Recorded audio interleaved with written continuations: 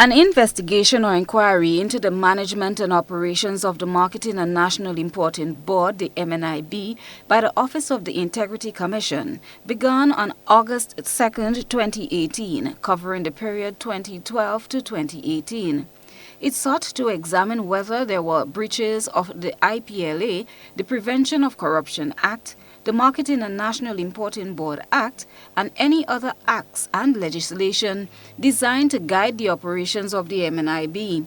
It also sought to look into the management and operation of the MNIB, aimed at determining what, if anything, contributed to the identified breaches, and who, if anyone, should be held accountable.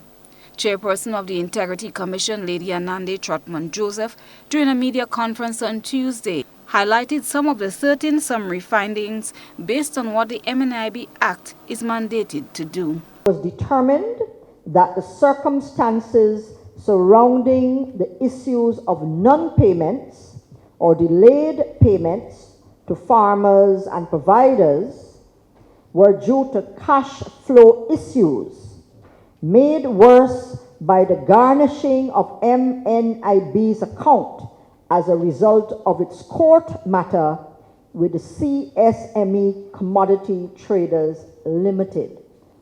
It was found that annual business plans and submission dates by the MNIB during the period under review always fell outside of the 4-month window stipulated by the Act.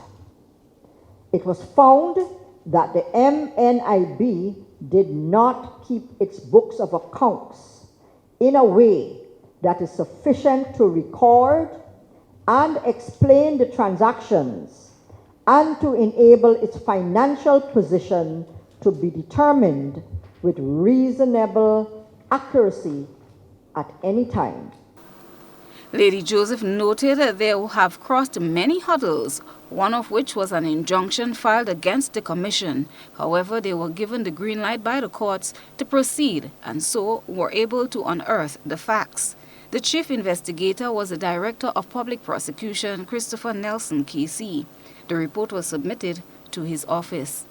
Integrity Commission does not have a prosecutions department as, say, for example, Jamaica's. So, having completed our findings, we have handed over this aspect of, if the DPP so finds the aspect of someone being held accountable, but also we have delivered copies of this report to government, as we know the Director of Audit has. A number of recommendations were also put forward regarding the next step for the MNIB. So accountability is not only in the process, but we, like you, would expect that those who have the discretion to make the changes will do so. Because it's not only about accountability in the way that sometimes the public expects, but accountability in terms of changes to the policy of the organization, accountability in terms of the organization's board and management following the law. The Commission sought the involvement of the Director of Audit, the Financial Intelligence Unit, and the Royal Grenada Police Force, among other entities and organizations, to complete their inquiry. Christelina John, GBN News.